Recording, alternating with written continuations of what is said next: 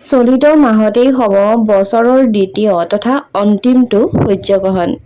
জ্যোতিষশাস্ত্ৰ অনুসৰি এই সূৰ্যগ্ৰহণৰ প্ৰভাৱ কিছু ৰাশিৰ ওপৰত অতিকৈ ভাল হৈ পৰিব। চন্দ্ৰগ্ৰহণৰ পাছত এইবাৰ চলিত মাহতেই হ'ব বছৰৰ দ্বিতীয়টো তথা অন্তিমটো সূৰ্যগ্ৰহণ। হিন্দু ধৰ্মত সূৰ্যগ্ৰহণৰ বিশেষ মহত্ব আছে। এইবাৰ এই গ্ৰহণ সৰ্বপিতৃ অমাৱস্যাত হ'ব, যাৰ বাবে ই এক বিশেষ হ'বলৈ গৈ আছে। ই এটা আংশিক সূৰ্যগ্ৰহণ হ'ব। জ্যোতিষশাস্ত্ৰ অনুসৰি এইবাৰ সূৰ্যগ্ৰহণৰ ভাল প্ৰভাৱ কিছুমান ৰাশিৰ ওপৰত পৰিব। লগতে এই সূৰ্যগ্ৰহণৰ সময়ত পিতৃপক্ষ পৰিছে, অৰ্থাৎ সেইদিনাখনেই আছে মহালয়া, যাৰ কাৰণে ই কিছুমান ৰাশিৰ লোকৰ কাৰণে খুব বেছি ভাল হ'ব তথা কিছুমান ৰাশিৰ লোকক বহুত বেছি প্ৰভাৱিত কৰিব। নমস্কাৰ, আস্থা ক্ৰিয়েশ্যনৰ নতুন এটা ভিডিঅ'ৰ মাজলৈ আপোনালোক সকলোকে পোনপ্ৰথমে স্বাগতম জনাইছোঁ। আজিৰ এই ভিডিঅ'টিৰ জৰিয়তে মহালয়া অৰ্থাৎ 21 ছেপ্টেম্বৰত হ'বলগীয়া দ্বিতীয়টো সূৰ্যগ্ৰহণৰ বিষয়ে কিছু কথা আলোচনা কৰিম তথা চন্দ্ৰগ্ৰহণৰ পিছত যে সূৰ্যগ্ৰহণ হ'ব, সেই সূৰ্যগ্ৰহণৰ সময় আৰু মহালয়াৰ দিনা আপোনালোকে সূৰ্যগ্ৰহণ পৰিব যিহেতু, গতিকে কোনবোৰ কাম কৰিব লাগিব তথা কেনেবোৰ কামৰ পৰা বিৰতি থাকিব, সেই সকলোখিনি কথা আলোচনা কৰিম। গতিকে আজিৰ এই ভিডিঅ'টি স্কিপ নকৰাকৈ শেষলৈকে চাই থাকিব। তেনেহ'লে অকণমান সময় পলম নকৰি বলক আজিৰ ভিডিঅ'টিৰ মাজভাগলৈ আগবাঢ়ো। 21 ছেপ্টেম্বৰত হ'ব বছৰৰ দ্বিতীয়টো সূৰ্যগ্ৰহণ। গ্ৰহণৰ আৰম্ভণি নিশা প্ৰায় 11 বজাৰ পৰা আৰম্ভ হৈ 22 ছেপ্টেম্বৰৰ পুৱতি নিশা 3:20 বজালৈ চলি থাকিব। যিহেতু এই সময়ত ভাৰতত নিশা হৈ থাকিব, সেয়েহে এই গ্ৰহণ দৃশ্যমান নহ'ব। এনে অৱস্থাত সূতক কাল মনা নহ'ব, অৰ্থাৎ এই সূৰ্যগ্ৰহণ অৰ্থাৎ যি সূৰ্যগ্ৰহণ হ'ব সেই সূৰ্যগ্ৰহণৰ প্ৰভাৱ ভাৰতত নপৰিব। আৰু যিহেতুকে 21 ছেপ্টেম্বৰৰ দিনা আছে মহালয়া, গতিকে মহালয়াৰ দিনাই এইবাৰ হ'ব সূৰ্যগ্ৰহণ। এইবাৰ এই সূৰ্যগ্ৰহণ কন্যা ৰাশিত হ'বলৈ গৈ আছে। সেই সময়ত শনি বক্ৰী অৱস্থাত থাকিব। ন্যায় আৰু কৰ্মৰ কাৰক শনিৰ এই স্থিতিৰ কাৰণে কিছুমান ৰাশিৰ ওপৰত ভাল প্ৰভাৱ পৰিব। জ্যোতিষশাস্ত্ৰ অনুসৰি কিছুমান ৰাশিৰ লোকৰ সম্পত্তি বৃদ্ধি হ'ব পাৰে।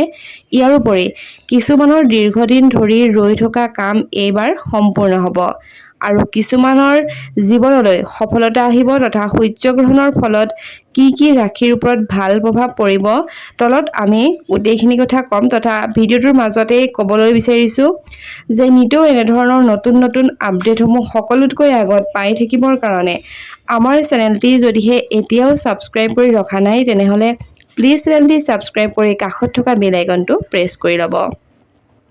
সূৰ্যগ্ৰহণৰ ফলত ভাল ফলাফল লাভ কৰিব পৰা প্ৰথম ৰাশি হৈছে বৃষ ৰাশি।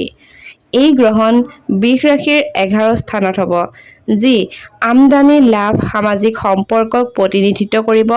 ইয়াৰোপৰি মীন ৰাশিৰ স্বামী গুৰু বৃষ ৰাশিত থাকিব, যাৰ বাবে আৰ্থিক দিশৰ পৰা আপোনাৰ ভাল হ'ব। দীৰ্ঘদিন ধৰি ৰৈ থকা কাম এইবাৰ সম্পূৰ্ণ হ'ব। অৱশ্যে কথা কওঁতে আপোনালোকে অকণমান সাৱধান হোৱাটো খুবেই জৰুৰী। দ্বিতীয়তে হৈছে মিথুন ৰাশি। এই গ্ৰহণ মিথুন ৰাশিৰ 10 নং স্থানত হ'ব, যাক কৰ্ম আৰু কেৰিয়াৰৰ স্থান বুলি কোৱা হয়। তেনে অৱস্থাত পূৰ্বৰ কোনো পৰিকল্পনা আপোনাৰ সফল হ'ব পাৰে। প্ৰযুক্তি মেনেজমেণ্ট আদিত সফলতা পাব পাৰে। কেৰিয়াৰত সমস্যা আহিব পাৰে যদিও সেইবোৰ সকলোখিনি দূৰ হ'ব। এইবাৰ আপোনাৰ হাতলৈ ধন আহিব। তৃতীয় ৰাশি হৈছে মকৰ ৰাশি। এই গ্ৰহণ মকৰ ৰাশিৰ 3 নং স্থানত হৈ আছে, গতিকে যি হ'ব সাহস প্ৰচেষ্টা ভাই ভগ্নী ভ্ৰমণৰ যুগ। আপোনাৰ জীৱনত কোনো ডাঙৰ পৰিৱৰ্তন হ'ব পাৰে। ব্যৱসায়ত সফলতা লাভ কৰিব। ৰাজনীতি আৰু সমাজৰ সৈতে জড়িতসকলৰ সন্মান বাঢ়িব। ভাই ভগ্নীৰ সৈতে সম্পৰ্ক আপোনাৰ মজবুত হ'ব। ইয়াৰ পাছতে হৈছে কুম্ভ ৰাশি। সূৰ্যগ্ৰহণ কুম্ভ ৰাশিৰ 2 নং স্থানত হৈ আছে, যিয়ে ধন পাৰিবাৰিক স্থিতিৰ সৈতে জড়িত। এনে অৱস্থাত আপুনি অধিক ধন লাভ কৰিব পাৰে। কোনো পুৰণি বিনিয়োগৰ পৰা লাভ আহিব তথা পৰিয়ালৰ সৈতে সম্পৰ্ক আপোনাৰ ভাল হ'ব। আৰ্থিক স্থিতি ভাল হ'ব আৰু মানসিক শান্তি আহিব। গ্ৰহণৰ পিছত স্নান দান ইত্যাদিৰ বিশেষ গুৰুত্ব আছে, যাতে গ্ৰহণৰ অশুভ প্ৰভাৱ আঁতৰ কৰিব পাৰি। গ্ৰহণৰ সময়ত পৰিৱেশত নেতিবাচকতা বৃদ্ধি পায় যিয়ে মানুহৰ জীৱন আৰু মানসিক অৱস্থাৰ ওপৰত বেয়া প্ৰভাৱ পেলায়। হিন্দু ধৰ্মক সূৰ্যগ্ৰহণক অশুভ বুলি কোৱা হয়। এইবাৰ 2025 চনৰ শেষৰটো সূৰ্যগ্ৰহণ 21 ছেপ্টেম্বৰ অৰ্থাৎ দেওবাৰ আৰু মহালয়াৰ দিনাই হ'ব। সূৰ্যগ্ৰহণ আৰু চন্দ্ৰগ্ৰহণৰ সময়ত কোনো ধৰণৰ শুভ কাম কৰা নহয়। গ্ৰহণৰ পিছত স্নান দান ইত্যাদিৰ বিশেষ গুৰুত্ব আছে যাতে যি গ্ৰহণৰ অশুভ প্ৰভাৱ পৰিব সেই প্ৰভাৱ যাতে আঁতৰ কৰিব পৰা যায়। পিতৃ অমাৱস্যাত পূৰ্বপুৰুষসকলক বিদায় জনোৱা হয়। তেওঁলোকৰ আত্মাৰ শান্তিৰ কাৰণে শ্ৰাদ্ধ, তৰ্পণ, ব্ৰাহ্মণক ভোজ দান আদি কৰা হয়। এই দিনটোত সূৰ্যগ্ৰহণৰ কাৰণে দানৰ গুৰুত্ব বহুগুণে বৃদ্ধি পাব। উজ্জয়িনীৰ জ্যোতিষী কয় যে পিতৃ অমাৱস্যাৰ সূৰ্যগ্ৰহণ পূৰ্ণ অৰ্জনৰ বাবে এক শুভ কাকতালীয় ঘটনা। এই দিনটোত বিশেষ সামগ্ৰী আপোনালোকে দান কৰাটো শুভ। ইয়াৰ ফলত পূৰ্বপুৰুষসকলো সন্তুষ্ট হয়। অৰ্থাৎ যিহেতু মহালয়ৰ দিনাই এইবাৰ সূৰ্যগ্ৰহণ পৰিছে, গতিকে আপোনালোকে সেইদিনা পিতৃদোষ আঁতৰাবৰ কাৰণে বিভিন্ন বস্তু দান কৰিব পাৰে। বছৰৰ দ্বিতীয় আৰু শেষৰ সূৰ্যগ্ৰহণ 21 ছেপ্টেম্বৰত হ'ব। এয়া আংশিক সূৰ্যগ্ৰহণ হ'ব। ভাৰতীয় সময় অনুসৰি গ্ৰহণ 21 ছেপ্টেম্বৰৰ নিশা 10:49 পৰা আৰম্ভ কৰি পুৱতি নিশা 3:23 শেষ হ'ব। কিন্তু এই সূৰ্যগ্ৰহণ ভাৰতত দৃশ্যমান নহ'ব। এই দিনটোত দানৰ বিশেষ গুৰুত্ব আছে। সূৰ্যগ্ৰহণ শেষ হোৱাৰ পাছত আপোনালোকে স্নান কৰি পূজা কৰক আৰু আপোনাৰ বিশ্বাস অনুসৰি আপোনালোকে দৰিদ্ৰসকলক বুট, গম, গুড়, দাইল ইত্যাদি দান কৰিব পাৰে। বিশ্বাস কৰা হয় যে এয়া কৰিলে সকলো কামতে সফলতা আহিব আৰু গ্ৰহণৰ প্ৰভাৱৰ পৰা ৰক্ষা পোৱা যায়। আৰু যিহেতু এতিয়া পিতৃদোষৰ সময় তথা পিতৃপক্ষ চলিব, গতিকে সেই পিতৃদোষ আঁতৰাবৰ কাৰণে আপোনালোকে মহালয়ৰ দিনা এনেও যিকোনো বস্তু আপোনালোকে অৰ্থাৎ দুখীয়াসকলৰ কামত অহাকৈ বস্তু আপোনালোকে দান কৰিব পাৰে। তাৰ ভিতৰত কল, বেচনৰ লাড়ু আৰু পেৰা দান কৰাও শুভ বুলি বিবেচিত হৈছে। সেয়ে সকলো ধৰণৰ দুখ যন্ত্ৰণা দূৰ কৰে আৰু সুখ আৰু সমৃদ্ধি বৃদ্ধি কৰিব। যিসকলে তেওঁলোকৰ পদ আৰু প্ৰতিপত্তি বৃদ্ধি কৰিব বিচাৰি আছে, তেওঁলোকে এই দিনটোত ৰঙা ৰঙৰ পোচাক, গাখীৰ, ভাত ইত্যাদি দান কৰিব পাৰে, যিয়ে আপোনাৰ পদ আৰু পদোন্নতি অৰ্জন কৰাত সফল কৰিব। অৰ্থাৎ আপোনালোকে প্ৰতিপত্তি অৰ্জনৰ ক্ষেত্ৰত ই আপোনাক খুব বেছি সহায় কৰিব। দুৰ্গা পূজা যিহেতুকে সমাগত, গতিকে দুৰ্গা পূজা যিমানে আগুৱাই আহিছে মানুহৰ মনতো উৎসাহ উল্লাস সিমানেই বৃদ্ধি পাইছে।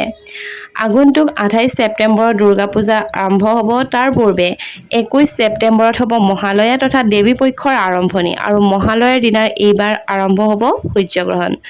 দুৰ্গাৰ আগমন আৰু প্ৰস্থানৰ বাহনক লৈ বহু কথা প্ৰচলিত আছে। দেৱী দুৰ্গা আৰু তেওঁৰ পুত্ৰ কন্যাৰ নিজস্ব বাহন থাকিলেও আগমন আৰু প্ৰস্থানৰ বাহনৰ কথা পৃথককৈ পঞ্জিকাত উল্লেখ কৰা থাকে। হিন্দু শাস্ত্ৰ অনুসৰি দুৰ্গাৰ আগমন আৰু প্ৰস্থানৰ বাহন নিৰ্ধাৰিত কৰি মৰ্ত্যলোকত বছৰটো কেনেকৈ যাব সেয়া চোৱা হয়। প্ৰতি বছৰে দুৰ্গাৰ আগমন আৰু প্ৰস্থান সাধাৰণতে একেই বাহনত নহয়। যদি কোনো বছৰত অহা যোৱাৰ বাহন একেই হয়, তেতিয়া ইয়াক খুবেই অশুভ ইংগিত বুলি বহন কৰা হয়।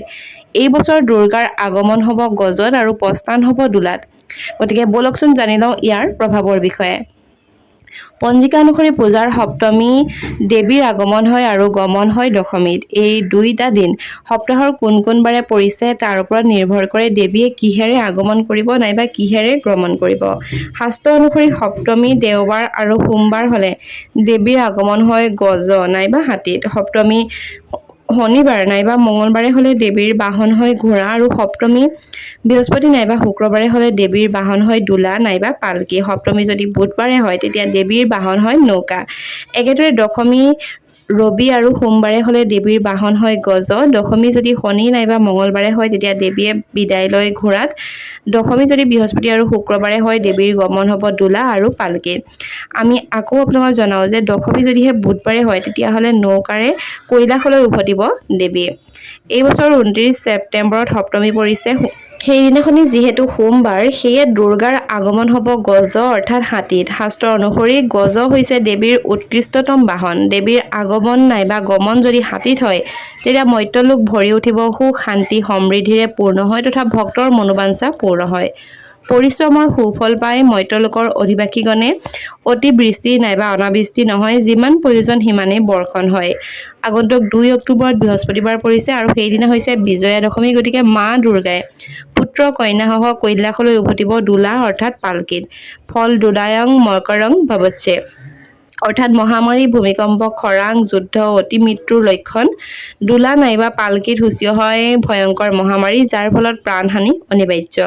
দুৰ্গা যদি ঘোঁৰাত আহে নাইবা বিদায় যদিহে লয় তেতিয়া ছত্ৰভংগ স্তৰংগমে অৰ্থাৎ সামাজিক, ৰাজনৈতিক আৰু সামৰিক অস্থিৰতা বৃদ্ধি পায়। ইয়াৰ ফলস্বৰূপে ৰজাই নাইবা ৰাষ্ট্ৰই যুদ্ধ সূচিত হয়। সামাজিক আৰু ৰাজনৈতিকত্বৰ ধ্বংস আৰু অস্থিৰতাই বিৰাজ কৰে।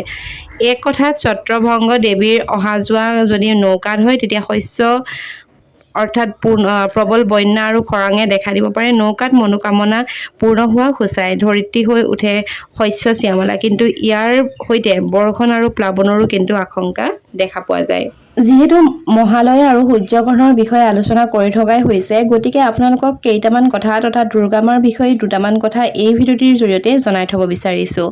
নৱৰাত্ৰিত আপোনাক কি ৰঙে আপোনাক শুভ ফল দিব, নাইবা নৱৰাত্ৰিত আপুনি কেনেধৰণৰ বস্ত্ৰ পৰিধান কৰিব, নাইবা কি ৰঙৰ বস্ত্ৰ পৰিধান কৰিব, সেই বিষয়ে কিছু কথা জানি লওক।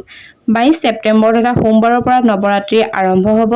নৱৰাত্ৰিৰ প্ৰতিটো দিনৰ ৰং দেৱী দুৰ্গাৰ এক নিৰ্দিষ্ট ৰূপৰ সৈতে জড়িত। আমি আজি বলক জানো যে নৱৰাত্ৰিত আপুনি কি ৰঙৰ বস্ত্ৰ পৰিধান কৰিলে অত্যন্ত শুভ ফল আপোনালোকে লাভ কৰিব। নৱৰাত্ৰি হৈছে হিন্দু ধৰ্মৰ এক বিশেষ উৎসৱ। এই সময়ছোৱাত দুৰ্গা দেৱীৰ 9টা ৰূপক পূজা কৰা হয়। দেৱী দুৰ্গাৰ ৰূপ হৈছে অতি পবিত্ৰ। দেৱীয়ে নিজৰ ভক্তৰ প্ৰত্যেকটো মনৰ বাঞ্ছা পূৰণ কৰে। নৱৰাত্ৰিৰ 9টা দিনত আপোনালোকে 9টা ভিন্ন ৰং আছে আৰু প্ৰতিটো দিনৰ ৰঙৰ সৈতে দেৱী দুৰ্গাৰ লগত সম্পৰ্ক আছে। 2025 চনৰ 22 ছেপ্টেম্বৰ সোমবাৰৰ পৰা নৱৰাত্ৰি আৰম্ভ হ'ব আৰু সেই প্ৰতিটো দিন অনুযায়ী যদিহে আপোনালোকে দেৱীৰ ৰঙৰ কাপোৰ পিন্ধে তেনেহ'লে শুভ ফল লাভ কৰিব। নৱৰাত্ৰিৰ প্ৰথম দিনা হৈছে ঘট স্থাপন কৰা আৰু মা শৈলপুত্ৰীৰ পূজা কৰা হয়। সেইদিনা আপোনালোকে ৰঙা ৰঙৰ কাপোৰ পিন্ধি শৈলপুত্ৰী দেৱীক যদিহে পূজা কৰে তেনে অত্যন্ত শুভ ফল লাভ কৰিব। নৱৰাত্ৰিৰ দ্বিতীয় দিনা হৈছে মা ব্ৰহ্মচাৰিণীক পূজা কৰা হয়। এই দিনটোত আপোনালোকে নীলা ৰঙৰ কাপোৰ পৰিধান কৰিব পাৰে আৰু যদিহে নীলা ৰঙৰ কাপোৰ আপোনালোকে দ্বিতীয় দিনা পৰিধান কৰে তেনেহ'লে অত্যন্ত শুভ ফল লাভ কৰিব। তৃতীয় দিনাটো হৈছে মা চন্দ্ৰঘণ্টাক পূজা কৰা হয়। গতিকে হালধীয়া ৰঙৰ বস্ত্ৰ আপোনালোকে দেৱী দুৰ্গাৰ কাৰণে পিন্ধিব পাৰে, নাইবা এই দিনটোত হালধীয়া ৰঙৰ বস্ত্ৰ পৰিধান কৰিলে মা দুৰ্গাৰ চন্দ্ৰঘণ্টা ৰূপক পূজা কৰিব লাগিব। নৱৰাত্ৰিৰ চতুৰ্থ দিনা মা কুষ্মাণ্ডাক পূজা কৰা হয়। গতিকে এই দিনটোত গাঢ় নীলা নাইবা বেঙুনীয়া ৰঙৰ কাপোৰ পিন্ধিব পাৰে।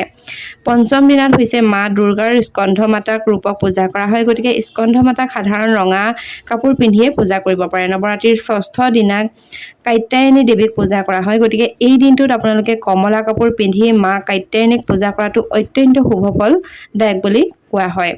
নৱৰাত্ৰিৰ সপ্তম দিনটোক মা কলৰাত্ৰিক পূজা কৰা হয়। গতিকে মা দুৰ্গাৰ এই ৰূপক অশুভ ধ্বংসকাৰী ৰূপ বুলি গণ্য কৰা হয়। গতিকে এই দিনটোত ধূসৰ নাইবা বাদামী ৰঙৰ কাপোৰ আপোনালোকে পৰিধান কৰি মা কলৰাত্ৰিক পূজা কৰিব লাগিব। অষ্টম দিনটো হৈছে মহাগৌৰীক পূজা কৰা হয়। গতিকে সেই দিনটোত আপোনালোকে গোলাপী ৰঙৰ কাপোৰ পৰিধান কৰিব পাৰে। আৰু অন্তিম দিনটোক মা সিদ্ধিদাত্ৰীক পূজা কৰা হয়। গতিকে সেই দিনটোত আপোনালোকে বেঙুনীয়া ৰঙৰ কাপোৰ পিন্ধি পূজা কৰাটো অত্যন্ত শুভ বুলি গণ্য কৰা হয় আৰু বিশ্বাস কৰা হয় যে এনে কৰিলে ঘৰলৈ সুখ আৰু সমৃদ্ধি বৃদ্ধি পায়। গতিকে ইমানখিনিয়ে আছিল আপোনালোকে কোনটো দিনত কেনেধৰণৰ বস্ত্ৰ পৰিধান কৰিব সেই বিষয়ে। যদিহে ভিডিঅ'টি চাই ভাল পালে তেনেহ'লে নিশ্চয়কৈ ভিডিঅ'টো লাইক কৰিব আৰু আপোনাৰ বন্ধুবৰ্গৰ লগত শ্বেয়াৰ কৰি দিব। আজিলৈ আহিছোঁ, ধন্যবাদ।